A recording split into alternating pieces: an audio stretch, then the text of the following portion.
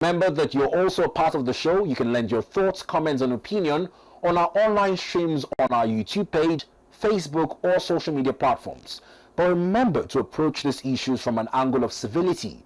Refrain from using inflammatory statements or name calling when you look to make your points. Now, joining me in the studio this morning is a public affairs analyst and an ardent social commentator, talking about none other than Yusuf Muyideen. Good morning to you, sir. Good morning. Welcome. Good morning, listener. How are you doing this morning? I'm doing fine, and it has always been cool being at the ADBN studio. Now let's get straight into the conversation making rounds this morning. We'll start with the just concluded APC Summit, should I call it Renewed Hope Summit, where notably the NSA was one of those who reeled out the midterm assessment of President Tinubu, particularly from the angle of insecurity and the efforts to neutralize over 13,500 terrorists thereabouts. Before we begin to talk about the political angles to yesterday's events, how crucial is this renewed hope effort at securing Nigeria and fighting a renewed Boko Haram attack? Good morning once again, listener. The issue of security is something that I have to take with a very calm approach, because the dynamics of the enemy keep changing. As you neutralize a particular tactics, they will move towards another tactics. You don't know, in 2013, the president, commander-in-chief then, Goodluck Ebele Jonathan, he said the strength of the supposed terrorists is not known to anybody. That the number, when the press asked him how soon, he said nobody can tell how soon the insurgency will be disseminated or be terminated. And all over the world, like the TINUBU Tigers, and even in England, there are some terrorist groups who have always been on the neck of the government. No matter how much you keep on fighting them, there will still be splinter groups and ardent element who will never renege on the issues or the principle that brought about that insurgency in the first place. So if you look at it, Pakistan have such, the Al-Qaeda in the Afghanistan, we have so many around the world. Then this ISIS, the Islamic State, and the West Africa province, they have their network, and they have their principle, and they have their ardent, die-hard insurgent expert that continue to perpetrate evil. So when it visited the Nigerian state, Nigeria was ill-prepared.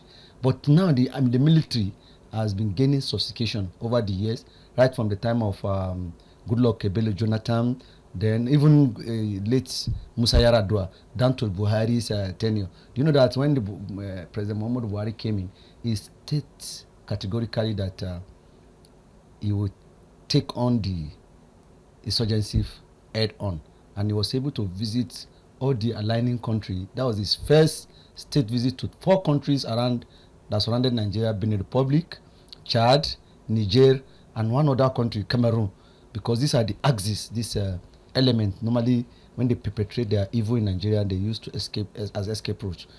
During those times, the tactics of the Nigerian army overwhelmed the insurgent, that they have to change tactics to banditry, and even this cattle rustlings of a thing. It was another form of the insurgency that now spread from the northeast down to the northwest and some part of north central. Now you talked about the surrounding countries, giving us a history of efforts by previous leaders. Now, one of those countries is now part of the Sahelian states, talking about Mali. And now, the challenge with that is that... And Niger. Niger particularly is one of the corridors in which Governor Babagana Zulum yesterday said that it may seem as though we're having renewed onslaughts from that corridor. He also went on to accuse some politicians and military men of being culpable, informants, and culpable in the old scheme. One thing, General Sani Abacha of blessed memory, I think the statement was famous with his government. He said any insurgency that lasts more than a day has the hand of some people in the inner circle of the government. There's no way you can penetrate a society or a town without an insider. There are people that have sell out. The Boko Haram in Borno, Borno is the epic center of the Boko Haram insurgency. There are insider, and there are a fault of the government of neglect on education, training. When you do not give your child the home training, It's that child that will come and destroy the home. So those things have affected that axis over the year. You can see even during this time, the development stride of Borno has tripled because they've seen the effect of neglect of the education now let me come down. So in that sense, this insurgent, they will continue to rear their head. But one thing that's very, very important is that we have a formidable armed force to always put them to check and put them at bay. And what the NSA was reeling out yesterday is that there's a new sheriff in town. The approach has been both kinetic and non-kinetic. Some of the insurgents has been decimated. The head of most of the insurgents, those people that are arrowhead, many of them have been exterminated. They have about 100 listed by the Nigerian army, 1/3 dead or alive. Some of them have been killed massively under this administration, which by the time you remove the head, the tail will be rendered useless. And that's what the NSA is trying to portray yesterday, that they have their eyes on the ball, and the government is doing all it could to make sure that the insurgents does not have any impact on our security. Now let's come to the political angle of the Renewed Hope Summit. We'll see some visuals greeting the screen shortly, and we'll talk about notable attendance at the event. Quite notably, absent the event was former President Muhammadu Buhari. But notwithstanding, the All Progressive Congress, NWC, 22 governors, and the National Assembly's caucus of the party made a strategic move by endorsing President Bola Ahmed Tinubu at the summit as the sole candidate of the party going into 2027. Many were reacting to this on social media as to, is this not a tendency of a one-party state? What happened yesterday was all APC affair. I have a ceremony in my house. I called my member from the opening remark by the secretary of the party. He read out the reason why the summit is needed. It's a mid-term scorecard of the party. And when somebody has done well within the APC, when somebody has done well within the APC,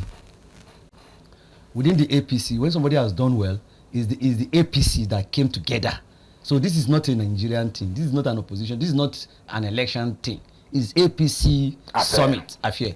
And now all the APC governors, member of the National Assembly, the National Working Committee of the party, which are the three main organs of the party, came together and give an endorsement to the president. It's an APC affair, a family affair. Now they have looked at the performance of the president by and large, and they find out that the president has done tremendously well in the first 2 years of his administration. Maybe on 29 will be second 24 months now that the administration came on board. So the party organs and elected members, member of the National Assembly, the state governor, and member of the state executive council, the state executive of the party, came together and said, Mr. President, we love what you are doing.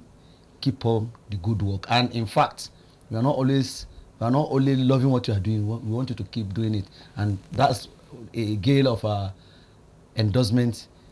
It was an endorsement galore throughout the day. So the major thing is that the party came together to take stock, and after having taken stock on the performance of the president, they come and rally around him that, okay, continue with this work. In fact, during the next election, we want you to be our soul and the flag bearer of the party. And it is a signal to anybody who is a member of APC who is aspiring to be the president in the next election to renege from such thought, because the man in charge is capable and he can deliver. Now, one thing that is notable, usually when we talk about a re-election bid, it's almost as if the word around the Tinubu-Shetima ticket is slowly not making the gains. And this is off the back of speculations, if you recall, about a few months ago, that there was some sort of breakdown in relationship between the two. The presidency dispelled those rumors. Don't you think that a statement like that should have been re-echoed yesterday at the floor of the State House, that indeed it is a Tinubu-Shetima return in 2027 that the party is looking forward to? Or do you think that the party might be changing who would run as vice? The rumors remain rumors. And the one thing about information management is that the source must be precise and concise. Has the vice president come out that they're having a rift to the president? No. There's never been any statement from the office of the vice president that the constitutional duty assigned to him has not been carried out by the vice president. So if it's a rumor, and sometimes there are some notion, some certain kind of people that respond to rumor.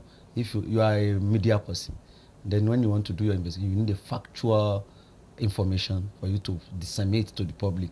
So that is, in as much as the presidency has come out and debunk any of such claim that is rift within the vice president. And if you go down the memory lane, Vice President Kashim Shettima is one of the strongest ally of Mr. President. In fact, during the primaries that brought out, he was the first people that put their neck on the stake for the president to emerge. But do you think that a statement that would have buttressed the position that indeed is the Tinubu Shettima return in 2027? You don't continue flogging a dead horse. You understand? You don't continue flogging a horse. It's not an issue. So bringing it to the fore is just like a waste of time. So what I know about the presidency is that if there's a problem, they will come out and put it straight to the public. But I'm very sure of one thing. There is a cordial working relationship within the president and Kashim Shettima. One thing that everybody has is governance style. People are quiet. Asuwaju is not the type that come to the public to tell you what relationship he has with people. But when you need somebody to be there for you, let the election process begin. Then you will see the true color of what transfer or what type of relationship is within the Vice President, Senator Kashim Shettima and Senator Bola Ahmed Tinubu. You know, this is the perfect presidency we've ever had in this country, of senator and people that have tested the executive. And that's why you can see there's a smooth working relationship within the executive and the legislature in this country, because these are men that have tested both ends of governance. So there is nothing like a change of guard within the villa. Maybe it's Kashim. That issue is not an issue as far as APC is concerned, which I am reliably informed and gathered. Now let's move on to another issue in the news. The president, in his remarks yesterday, made a statement. He said he is optimistic that more defections to the APC would happen within the next few months. Yes. Off the back of that statement, let's not beat around the bush. Let's go straight to Akwa Ibom, where this morning the governor who had openly endorsed President Bola Ahmed Tinubu, much like we saw yesterday for a second term, issued a statement to all his appointees and commissioners, saying that they should defect with him to the APC or resign. Okay. In your word, how do you view this statement from Governor Mweno? Yesterday, the president at this APC summit said there's a freedom of speech and movement, and it's not criminal under the law. Mr. President stated this yesterday. There's a freedom of association. What the governor is telling them is that if you think you want to be part of these governance going forward, we are moving to the progressives. And anybody who is not in line with that should tender his resignation. You can't serve in a government whose principle and ideology you are not in tandem with. That's just what the governor is saying. So preparatory to the defection, anybody who has it in his mind that he's not holding the emblem of the progressivism that is reigning in Nigeria today, if you are not in tandem with it, just tender your resignation. It's a straight, because like Wike serving the Federal Capital Territory, the PDP member, if you ask him, he said he liked the governing style of Asuwaju. But he has not defected to the APC. The president, is a freedom of association. He is a PDP man, but he can associate with the APC in trying to bring about development into the country. Today, me and you, when we walk the streets of Abuja, are we not proud of what we are seeing? The level of development. So regardless, if we now lose somebody like Wike due to party differences, it will take an effect on the state of Nigeria, because a man who is capable of doing the job, regardless of his shortcoming, you should find a way to make sure that he's on the job. And that's what is happening. So by and large, Governor Eno is preparing the ground for maybe a ground ceremony to bring in the men. He was trying to be a team leader. What does it do for the PDP? He is going to be the second PDP governor joining the Delta State governor who have openly jumped ship At a time when Nigerians will usually tell you, this is currently the time for governance and not politics. This is 2 years ahead of the poll, and much focus is now on defections other than governance. The president was very, very factual yesterday.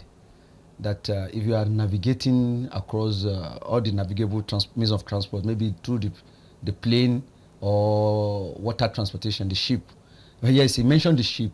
That if you are navigating a ship and you don't have a life jacket, if the ship sink, are you not going to jump out of a sinking ship? So this is more about their election bid. It's not about their election bid. What I'm trying to say is that the organization of the PDP today is very porous. Let me tell you what happened as a case of Federal Capital Territory that the Minister of Federal Capital stated. He said he called all these PDP, most of the chairman, Abuja, PDP chairman, and he's a PDP person, and they are working in tandem. So, but going into the next election, the NWC of the PDP were not in tandem with what the INEC will accept, because they have faction. So if you got a ticket under such a party, who will sign your document? Because it's a party that will present you for an election. But now the PDP has looked to put a house in order. They have saddled the former Senate President Bukola Saraki to head the Reconciliation Committee. You don't think that he's capable of getting the PDP back on track? But when will it be done? We will be waiting. Like in Abuja case now, the election is coming up when? The primaries will be held when? By the time they finish their reconciliation, maybe the primaries has been done and dusted. So what I'm just trying to say is that if you do not put your house in order, and you keep your things anyhow, if it's stolen, you won't complain because you are the one that will open your door for criminals. And let me give you an instance. A stitch at time saves 9, they say. So the PDP is not living up to his bidding to be a formidable opposition party. And people like Eno, with what they have than what they see APCs as a viable option for them to carry out, because the party keep waxing stronger, and aside that, you need where there is stability if you want to pursue your political future. APC happen to present such a platform. So by and large, those people defecting, they are trying to jump the sinking ship that do not even offer you a life jacket. That's what the president said yesterday. Now, the governor of Akwa Ibom State, Pastor Umoeno, on Thursday, during a state executive council meeting, gave an unequivocal directive to all his functionaries, putting to bed rumors that had been circulating. He said that any of them who claimed not to be aware of his intentions to leave the People's Democratic Party to the All Progressive Congress, APC, is living in the 18th century. He added that his admiration for President Bola Ahmed Tinubu's leadership style has influenced his decision to align with the All Progressive Congress, APC. He has now urged commissioners and all appointees under his government to either defect with him to the APC or resign. Oh, this is another big blow to the PDP, losing yet another performing governor, like it or leave it. Over time in his state, many had talked about the way he had reached the gap, saying that the state will be apolitical going into the next elections, in terms of keeping with the relationship between the PDP and APC at the state level. The Senate President and APC President, who is much loyal to, but his predecessor is of the PDP and the structures that worked for him in the election to birth his emergence. In some way, what does the PDP in states like Delta and Akwa Ibom do now, once it seems as though their structures are being hijacked by the APC? You must go to, like yesterday when the president was really now talking about the defection issue. They said Nigeria is moving towards one party state. But the president begged to differ.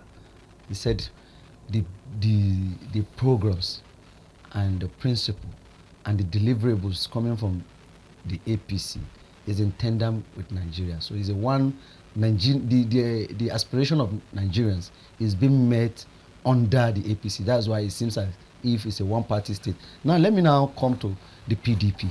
I've said it earlier. If you do not put your house in order, if you do not come out of your IOCs and been to, the leadership of the PDP, been too dictatorial in terms of the way they organize their NWC and the activities within the party, they cannot keep some of their members and states because the state you have in your party are the live wire of such party. And one thing is happening when you see there's a progress in a place. Nobody doesn't want to be a part of progress. So the Asiwaju Bola Ahmed led federal government in the last 2 years has tried to reshape the direction of this country. And everybody who is a right thinking person, we want to be a part of that reshaping and retooling of this nation to a greater height. All the policies and programs of the Renewed Hope agenda is gaining momentum and is about to turn around the fortunes of Nigeria. Let me give you an instance. The repayment of some of our IMF loan is unprecedented in a long time for a government to come in and clear the loan that it did not borrowed. So from this vintage, nobody, the states are now being free of loans. They are paying up their debt. States like Jigaya have paid up to 96% of its debt. The least state that has paid the least is Lagos, having up to pay 20% of its debt to the international, both internal and the external debts. A government that came in and provide the enabling environment for you to be able to stay off debt. You know, when debt is in your neck, there are some things you will not be able to do as a state. Then Asiwaju-led administration has given a direction as to free our state of debts. So nobody in his right thinking sense will not want to associate with such a movement. It's a movement that has taken Nigeria to a greater height. But this assessment, in your opinion, of the movements and the efforts mid-term of President Bola Ahmed Tinubu's administration has by the opposition been accused about it seemed to be perceived by the elites that the masses are still grappling with the likes of inflation and the high cost of living. Do you think that Governor Seyi Makinde's comment about the 2027 election being Nigerians versus the APC is true in that regard? The governor of your state have his right to his own opinion on some issue, but by and large, when you travel around Nigeria, like the Calabar, Lagos Coastal Road, highway that's under construction. Before the mid-time season of the Asiwaju-led administration, about 200 kilometers of that road will be put to use, and some section of the road will be commissioned. More than about 40 kilometers. Lagos to the Lagos to Ogun axis will be commissioned maybe during this 2 years anniversary of the government. Now that road is one of the kind in the world, and we have been hearing about mega projects around the world. This is one of it in our own soil. Who will not be proud I of agree that? with you quite largely. Now, but I'm talking about Lagos issues about inflation, Lagos the cost of items in the market. Badagry Sokoto axis is also there. About 1,200 kilometers of span of road conceived by Shagari government and now being actualized by Asiwaju. Mr. Muyideen, in the interim, whilst these projects are supposed to be completed, the builder of Rome does not get there overnight, and there is no pain, no gain. Yes, we all need to come on board to make sure that these dreams become a reality. Let me tell you, fighting the government all the time and accusing the leaders of not doing anything is not the solution to the problem. But what is this person doing? How can we support him to get it done? Look at Abuja today. It was the effort of Wiki reaching out to the president, drawing out the master plan that if you want me to function, this is what I need, this is what I need. And the president said, okay, if you will get this and this is what I also need. You must expedite the project, and you must make sure that in the time frame we have, in the history of Abuja, one of the fastest project delivery regime that has existed, mega project delivery, at the second mid-time of Asiwaju-led government, a PDP member has done better than even some APC ministers that are in government. So now, delivering such, so regardless of your political party, what do you bring to the table is very, very important. Now, the second year now, there are 2 mega bus parks that will be commissioned. International standard, one at Mabuchi and the other one at the AYA axis. Those are what you see abroad. And now it's coming to us. We are seeing live, and Wiki is one that champions it under the guides of Asiwaju Bola Ahmed Tinubu administration. What I want to bring out of this is that we have a nation to build, regardless of who does it. Give me the tools wherever I can get it. Give me the resources. Give me the manpower wherever I can get them, so that what we need to do is to move this nation forward. Why do we bring Chinese to construct road for us? Why do we bring Germans, the Julius Baja of this world, to construct road for us? The problem is that they have the know-how. Now, if a minister in PDP or someone in APGA has what it takes to make Nigeria move forward, you will not say because he's not a member of your party, you will not bring him on board. And if everybody see the accommodative strength of the Asiwaju-led administration, bringing everybody on board to make sure that the nation move forward, like we have the Minister of State for Foreign Affairs, is an APGA person, and now she's working for an APC government. You cannot but like the way Asiwaju-led administration has been bringing all Nigerians together to make sure that we forge ahead and reach our promised land. Yesterday, the president made it categorically clear it's all about Nigerian greatness. And he stated categorically that we are not even aiming at Nigeria. We are aiming at being the lead country that will take Africa to the promised land. So Nigeria has the potential. 1 out of every 5 persons in Africa is a Nigerian. From that vintage, Nigeria has what it takes. And now we use the word of PLO Lumumba, who said that the day Nigeria got it right, the rest of Africa will rise. So I think Asiwaju is on that pivotal ground to shift Nigeria away from a sleeping giant to an awakening giant that the rest of Africa will queue behind. I think this is the time for all of us, regardless of our ethnic diversity or differences, regardless of whatever it is that we have, or primordial sentiment, we should come together and work with the president so that he can lead us to the promised land. As he stated yesterday, that he has eye on the ball. He is not listening to the noisemakers, the opposition people that are just going about trying to form a coalition when APC is consolidating. Now, for a balanced conversation, let's talk about the coalition that is being formed, because it would be unfair to our listening audience and public who are viewing the program this morning if we don't talk about what the opposition is doing in response to this or saying. Now, notably, the opposition has looked at 2 ex-governors, that of Rivers, Amaechi, and that of Cross River, Senator Imoke, who are supposed to head the coalition committee. Yesterday, we saw the announcement that the African Democratic Congress, ADC, is going to be the platform for the opposition to put their house in order. The question is about who the candidate would be, because now they have to go fishing for a strong contender. In the move and the caliber of those who are forming this coalition, notably former Minister and Kaduna State Governor Nasir El-Rufai, former Vice President Alhaji Atiku Abubakar, some names on the scorecard. The challenge is even with, like I asked earlier, the vice presidential offer, because they offered it to Mr. Peter Obi, and he came out openly to say he's not part of a coalition except one against hunger and ending bad governance. With these hitches and divided interest, how do you foresee the coalition led by former governors Amaechi and Imoke searching for this strong candidate to put forward? You know, the coalition should be rallied around a particular candidate. Like when the coalition of APC merger came up in 2015, there are some figure who are that governance that merger. Are you with me? We have the likes of Muhammadu Buhari, the President Asiwaju Bola Ahmed Tinubu, and many heavyweights like Atiku Abubakar himself. 3 heavyweights came together as a den to lead to this merger, and they work in tandem, as in they have an issue at hand. This issue border around insecurity, and this issue that the 2015 presented border about subsidy regime that was referred to as a scam. Now they came in and they have a focal point. Now in this particular coalition, what is it their point?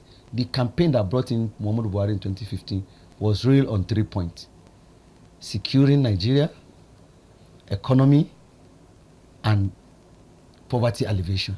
Those are the 3 points that Muhammadu Buhari rode into power with. What is this coalition trying to drive at? What is their aiming point? If I want to form a coalition, somebody like El-Rufai, for instance, he just left this government how many years ago? because he was not given a minister in the large ministerial screening, and he was screened out. And suddenly, he became advocate of the masses. This is the same man that said Asiwaju is the man or nothingness just yesterday. And today now he's singing from the another part of the aim of the song. Now what I just want us to know is that we must look at the characters that are forming this coalition. What is their track record in the past? We have Alhaji Atiku Abubakar. We have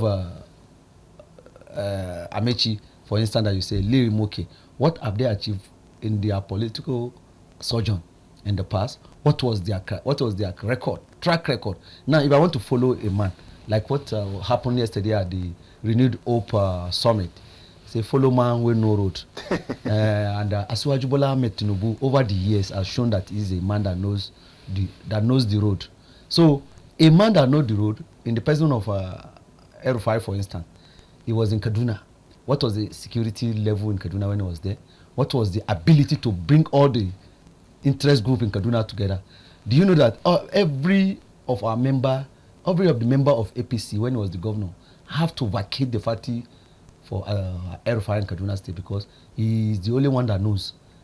So somebody like Shehu Sani, a seasoned comrade who has always been on the front line championing the cause of the masses, he has to leave the party for him.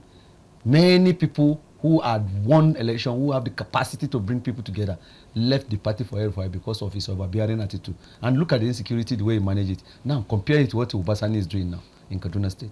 And then you said somebody will call that you should come and follow a coalition. If you are leading and nobody is following you, you are not a leader. And as it is now, El-Rufai, for instance, is just the only one robbing. That's why the statement the president made yesterday, I saw it on the newspaper review, empty vessels left behind. Talking about the PDP.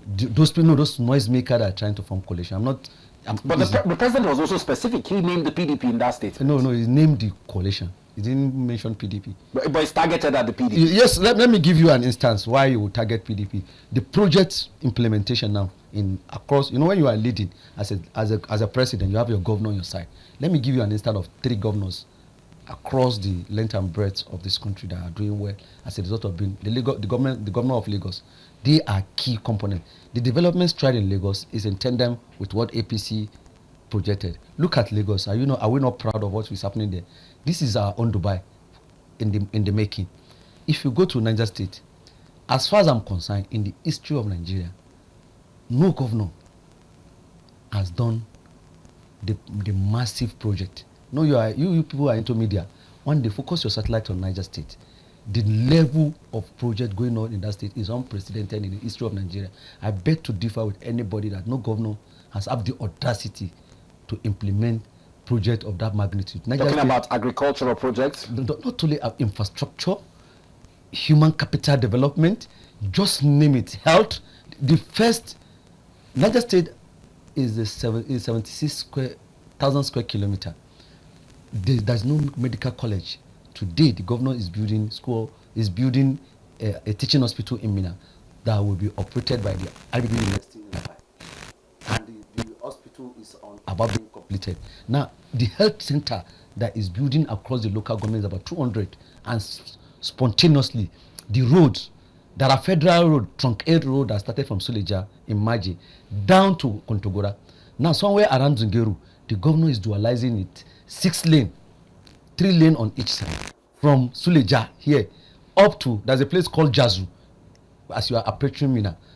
And they have smaller bridges. More than 7 bridges along that road are being constructed, and it will link from Suleja now. You can walk on a well-tied road of about 270 kilometers without any pothole. Before at least the end of this year, those projects will be rounding up. In Minna, the whole of Minna, there's no single flyover.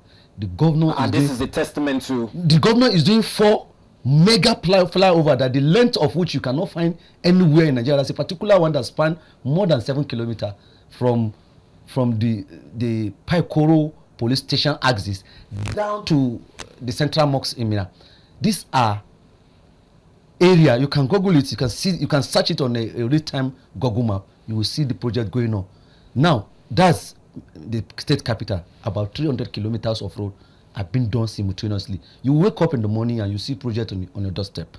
This is because The president has given direction to these governors.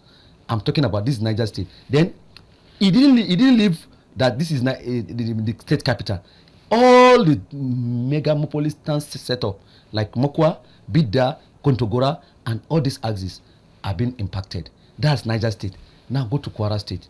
The governor A.A. Abrazak. I am not his fan as a person because I'm from Kwara State.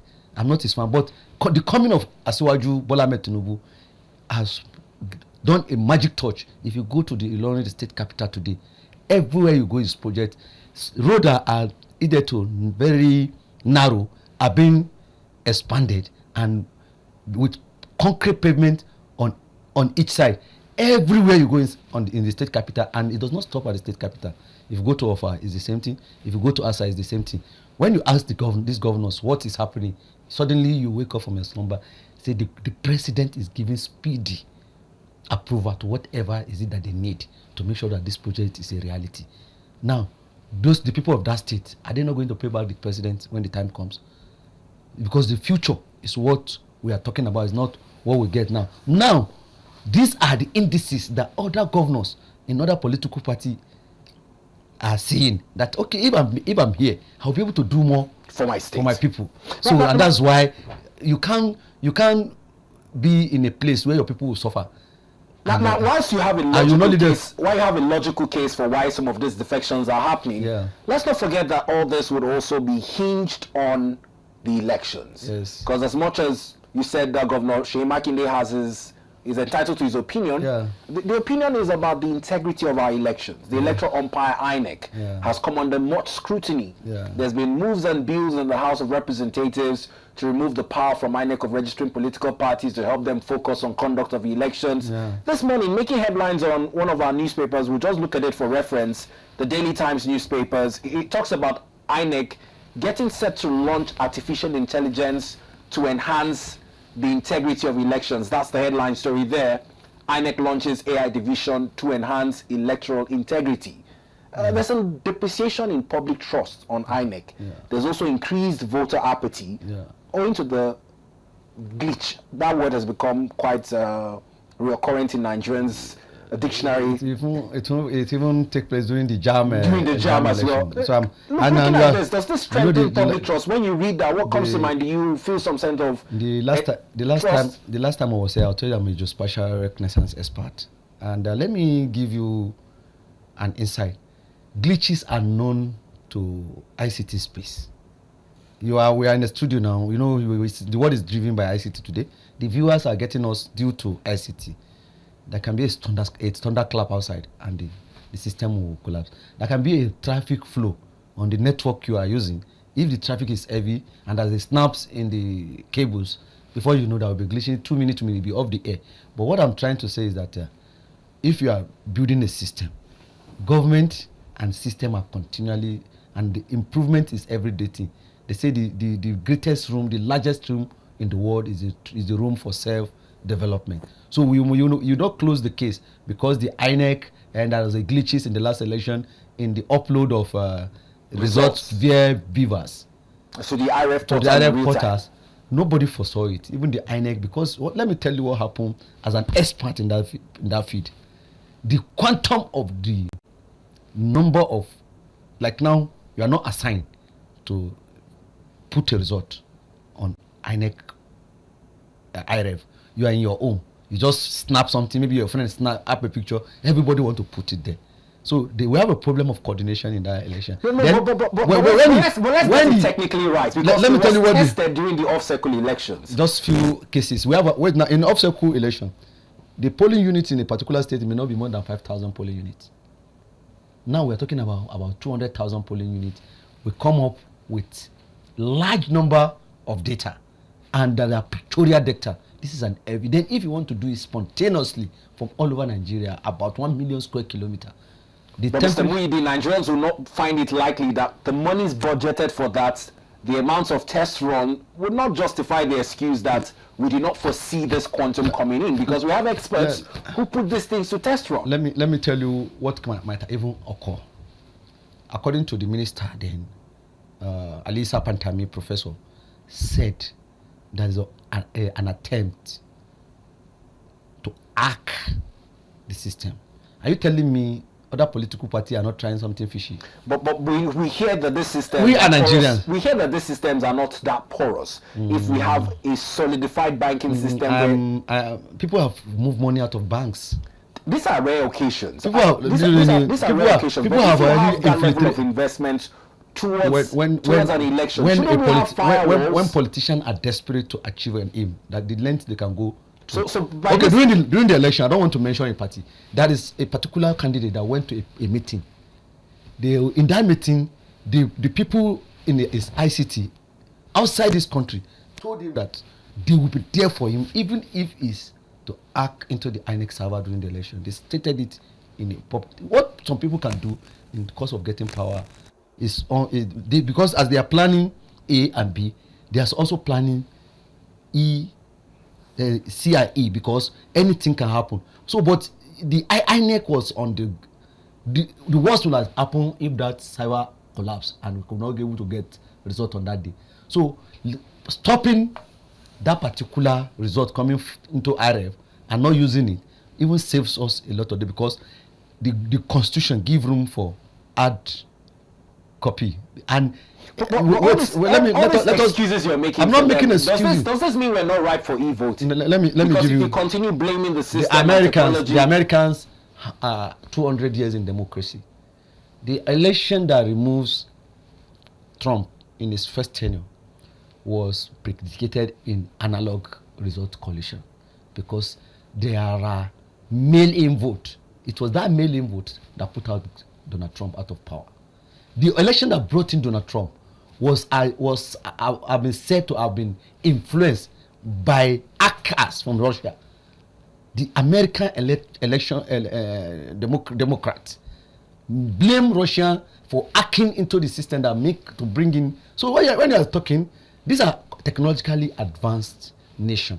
If they have such glitches in their election, what I'm just trying to say, I'm not buying excuse for anybody, but let us be driven by knowledge. Let us be driven by facts. We should not put sentiment above ideals. So finally, before we let you go, this AI division of INEC, does it build some public trust on the integrity of elections? You see, you have a lot of gadgets in your studio. No system is fault-proof. There are some little things that will happen, and before you know it, you'll be looking for one wire to fix so as to make the system perfect. But what I'm trying to hit at is that when we are discussing issue, or when we are trying to solve a problem, what we need to do is that let it be knowledge driven, let it be let idea be the source of driving our conclusion, not sentiment and emotional preferences. In Nigeria, because you lost an election, you will not be looking. Do you know that some people, after losing the last general election, they are clamoring for military takeover? This is something that we have put behind us. Those people that witnessed the military regime know how draconian the military regime can be. One man decision against 500 million. But today, we have about 500 representatives in the National Assembly. Each state has its House of Assembly member. Each local government has its councillor. Do you know the number of people that are there to make sure that we safeguard this democracy? But some people now saying we should go back to the old days of one-man decree from Abuja because you have lost an election. So are we going to throw away the baby with the bathwater because the baby has already bathed? You must remove the baby so as to throw away the bathwater. So by and large, we have a nation to build. Regardless of who is in charge, if somebody is in charge, it's an onus on us to come together and give the person a solid 100%. Regardless, tomorrow it may be your party. So if you try to destroy somebody today, when it comes to your turn, those people will not smile at you. So let us come together. Nigeria needs to be built. The builders of Dubai, Rome, the Americans, they never build it on sentiment. They build it on a workable plan as to this way we want to take our nation to. Regardless of who does it, let us just get a man. On the last note, yesterday somebody mentioned the Singaporean leader, the person that I've forgotten the name now, but today Singapore is a pride of the world due to a leadership. And I think in my own deepest heart, the governing style of Asiwaju Bola Ahmed Tinubu is leading us to a state whereby We may not get it right, but we will have a footprint as he did in Lagos, that Lagos take off. Up to now, the Lagos has not looked back. Something similar may happen in Nigeria if we come together. That's my take. Well, Mr. Yusuf Muyideen shared his thoughts with us in reactions to news stories making the rounds on the front pages. We thank you for taking our time to be a part of the program this morning. You are welcome, and it's nice being here.